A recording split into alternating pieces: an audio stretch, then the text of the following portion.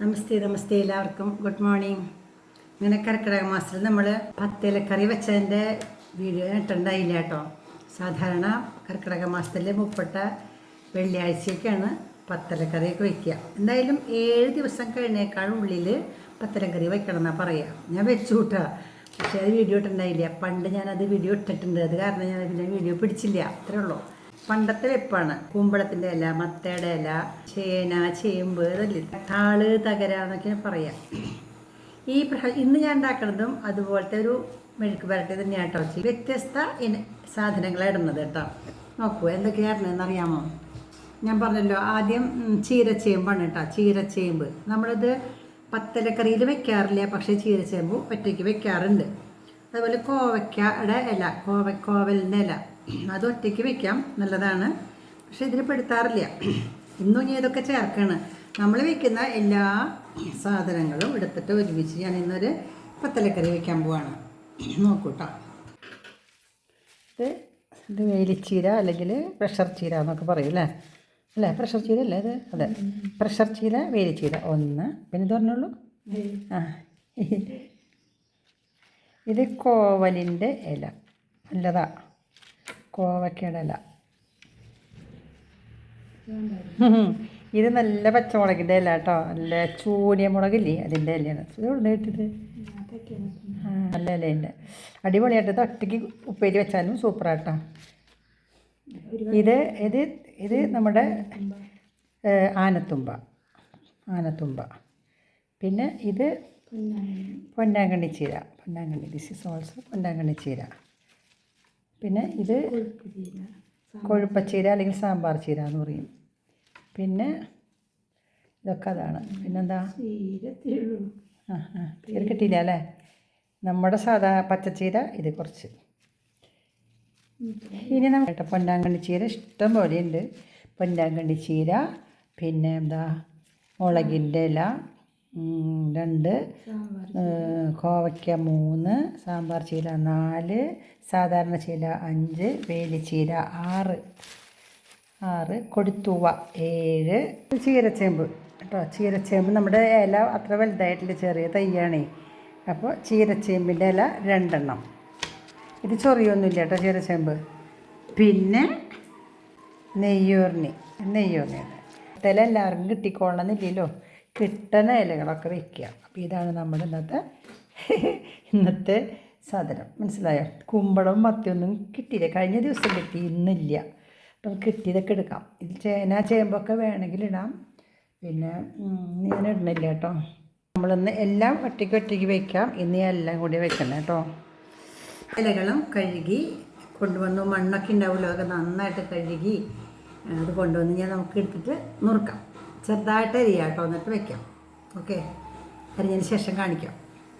ഇപ്പോൾ എല്ലാ തരത്തിലുള്ള ഇലകളും മിക്സഡ് ആണ് കേട്ടോ. അരിഞ്ഞ് വെച്ചു ചെറുതായിട്ട്. 2 പച്ചമുളക്, പിന്നെ ഒരു ചെറിയ സവാള ചെറുതാക്കി നുറുക്കി വെച്ചിട്ടുണ്ട്. പിന്നെ കടുക്, അരിമണി, ഒരു വറ്റൽമുളക്. ചീനച്ചട്ടി ചൂടായി, വെളിച്ചെണ്ണ ഒഴിച്ചു. പച്ചമുളക് 2 കീറിയിട്ട് വെച്ചു. 2 പച്ചമുളക് മതി കേട്ടോ, അധികം എരിവ് വേണ്ട. പച്ചമുളക് കീറി വെച്ചു. വെളിച്ചെണ്ണ ചൂടായി, കടുകിടാം. കടുകിട്ടു. കടുകൊന്ന് നന്നായിട്ട് പൊട്ടട്ടെ. അപ്പം നമുക്കതിലേക്ക് അരിമണി ഇടാം കേട്ടോ. കടുക് നന്നായിട്ട് പൊട്ടുന്നുണ്ട്. പൊട്ടുമ്പോഴേ ചെറിയ പാത്രമാണെങ്കിൽ പുറത്തേക്ക് പോകും, വലിയ പാത്രമായി തെറിക്കുന്നുണ്ട്. അപ്പോൾ ഈ പായിന് വെറുതെ ചട്ടകൊന്ന് വെക്കുകയാണ് കേട്ടോ ഞാൻ. നന്നായിട്ട് പൊട്ടിക്കഴിഞ്ഞാൽ നമുക്ക് അരിമണി ഇടാം കേട്ടോ. ഇങ്ങനെ പൊട്ടിത്തെറിക്കുമ്പോഴേ ആ കടുകിനോടൊപ്പം വെളിച്ചെണ്ണയൊക്കെ ചുറ്റും തെറിക്കും. അപ്പോൾ സ്റ്റൗവൊക്കെ കേടാവും. അതിനാണ് നമ്മൾ അടച്ച് വെക്കുന്നത്. അരിമണി ഇട്ടു കേട്ടോ. ഇനി ഈ അരിമണി നന്നായിട്ട് പൊരിയട്ടെ. പൊരിഞ്ഞ് തുടങ്ങിയിട്ടുണ്ട്, കണ്ടില്ലേ? നന്നായിട്ട് പൊരിയുമ്പോൾ നമുക്ക് ഒരു വറ്റൽമുളക് പൊട്ടിച്ച് ഇതിലേക്കിടാം.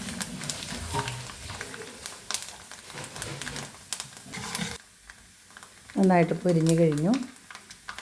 ഒരു വറ്റൽമുളക് പൊട്ടിച്ച് അതിൽ ഇടാം. പിന്നെ അതിനോടൊപ്പം തന്നെ സവാള ചെറുതാക്കി അരിഞ്ഞ് വെച്ചിരിക്കുന്നതും അതുപോലെ തന്നെ പച്ചമുളകും കൂടി നമുക്ക് ഇടാം.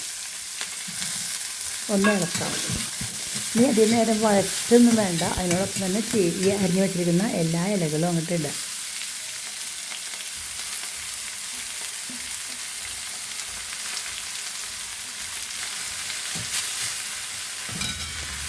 ഇനി നന്നായിട്ട് ഇളക്കാം. എല്ലാതും ഇങ്ങനെ മിക്സ് ആവട്ടെ. വെളിച്ചെണ്ണയും കടുകും അരിമണിയും സവാളയും മുളകും ഒക്കെ. ഇനി ഇത്തിരി മഞ്ഞൾപ്പൊടി ഇടാം. 1 സ്പൂൺ ഇട്ട് മഞ്ഞൾപ്പൊടി നന്നായിട്ട് ഇളക്കുക. ഇതെല്ലാതും വീണ്ടും ഇളക്കി മിക്സ് ചെയ്യാം. അത് നന്നായിട്ട് വാടി ഉറങ്ങിയിട്ടൊക്കെ കുറഞ്ഞില്ല, നേരത്തേക്കാളും കുറഞ്ഞില്ലേ. ഇപ്പോൾ നന്നായിട്ട് ഇളക്കി മിക്സ് ചെയ്തതിന് ശേഷം ഒന്ന് ആവശ്യത്തിനുള്ള ഉപ്പ് കൊടുക്കാം. ഉപ്പിട്ട് പൊടി ഉപ്പാണ്. വീണ്ടും ഇളക്കുക, മിക്സ് ചെയ്യുക.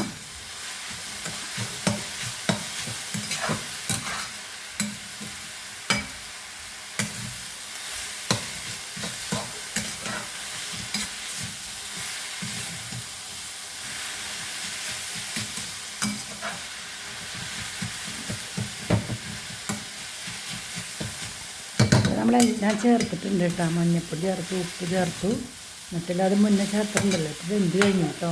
ഇത് അടച്ച് വയ്ക്കാം. കുറച്ച് കഴിയുമ്പോൾ തുറന്നിട്ട് നമുക്ക് ഒന്നുകൂടി ഇളക്കാം. ഇപ്പോൾ ബെസ്റ്റായിട്ട് ആയിക്കഴിഞ്ഞിട്ട് ഇനി അധികം എനിക്ക് തീ കത്തിക്കേണ്ട ആവശ്യമില്ല. പണി കഴിഞ്ഞ പോലെ ഉണ്ടെങ്കിൽ നമുക്ക് ഇത്തിരി നാളികേരം കേട്ടോ. ഒത്തിരി ചെറുകി വെച്ചിരിക്കുന്ന നാളികേരത്തിന് കുറച്ചിടാം. ആവശ്യമില്ല, അധികം ഇട്ടാലും കുഴപ്പമില്ല. കാരണം നാളികേരം ഇട്ടാൽ ക്വാണ്ടിറ്റി കൂടുമല്ലോ. ഇട്ടില്ലെങ്കിലും കുഴപ്പമില്ല കേട്ടോ. നല്ലതാണ്. എന്താ നല്ല സ്വാദാണ്. ഇത് മാത്രം ഉണ്ടായി ഊണ് കഴിക്കാം. പക്ഷേ 10 തരം ഇലകൾ ഇല്ല, ഇത് 9 ഉള്ളൂ കേട്ടോ. ഇന്നത്തെ 9 ഇലക്കറിയാണ് തയ്യാറാക്കിയിരിക്കുന്നത്. നമ്മളുടെ 10 ഇലക്കറിയിൽ പെട്ട സാധനങ്ങളൊന്നും അധികം ഇതിലില്ല. നല്ല സ്വാദാണ്. ഇന്നത്തെ രസകരമായിട്ടുള്ള നല്ല ഒരു കറി 9 ഇലക്കറി അല്ലേ. ഉണ്ടാക്കി നോക്കൂ കേട്ടോ. ഇഷ്ടമായെങ്കിൽ ലൈക്ക് ചെയ്യാം. ഓക്കേ.